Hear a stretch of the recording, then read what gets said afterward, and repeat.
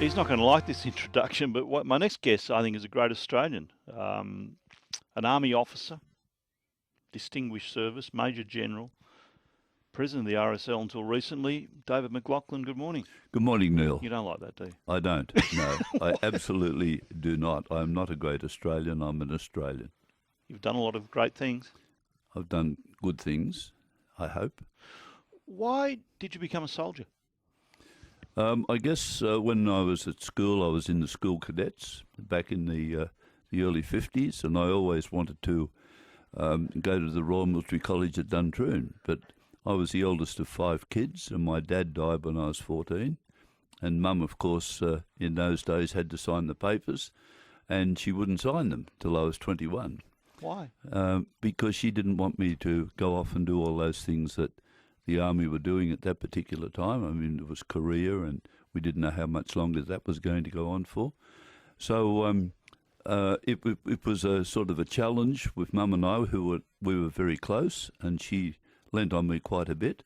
I was called up for national service in the 18-year-old scheme. I did the CMF afterwards, as you were required to do. And the day that I turned 21, I gave my mum a big hug and I said, today I'll apply for the Officer Cadet School. She gave me a kiss and off I went. And she was very proud of you, no doubt. She was. Yeah. She died some years later. She died when I was 25. What did you learn from the Army? All those. How long were you in? About 36 years or something. That's a long time. I hear from a lot of soldiers they don't last that long. What did you learn from the Army? I think self-discipline. Integrity. I was brought up in a very strict family, and that sort of permeated all through my life. I think that the most important asset any person can have is their own personal integrity. Your role with the RSL, 14 years?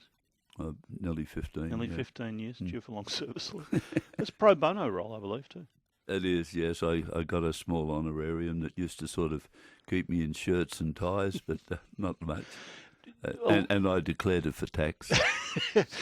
You put an enormous amount of work into ensuring that we commemorate properly some of the battles in Australian history.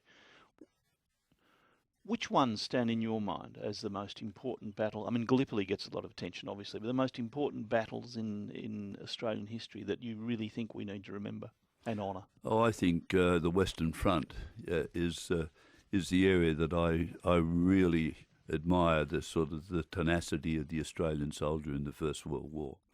What they did there was incredible. And you talk about training. I mean, most of them were untrained, weren't they? Yeah, well, they were. And, of course, that was the situation when many of them went to Gallipoli. But Gallipoli was a blooding, there's no doubt about that, and it gave them an identity. But then when they went to the Western Front, and you look at the leadership of Monash and Birdwood and all of those people that were on the Western Front, it was just outstanding in comparison to the people that they served with at that time from other countries. But if you look at Hamel with Monash, and his battle he planned in 90 minutes and it took 93. But all around that Villers-Brettoneux area and up in Fromelles and Pozieres, it was just an incredible contribution by the Australians. You have a very patient wife. Beautiful wife. Well, she is, that's true, Louise, and she's very patient. You must have moved about every 2 years, did you, when you were serving? She was telling that story last night at dinner. I bet she was. I think I've heard it.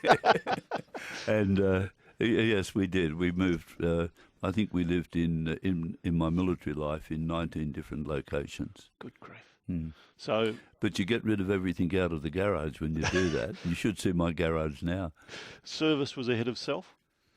Well, from her point of view, yeah. She was a wonderful, and she still is, a wonderful supporting wife that does all sorts of things with me. I know, whenever I see her, she tells me what I've said wrong about you. She is a lovely person. And your son is a brigadier, correct? No, he's a Major General. Major General? He's commander of the 1st Division up in Brisbane. How does that feel for you? Pretty proud. That must be pretty proud marvellous. of him, yeah.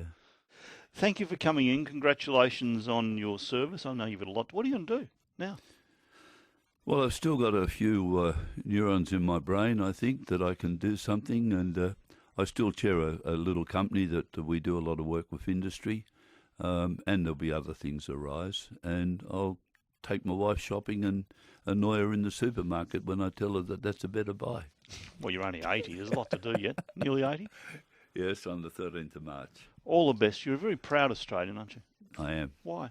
I think it's the greatest country in the world, and I've seen lots of them. Thank you so much for coming in. Congratulations. Thanks, Neil. Major General David McLachlan.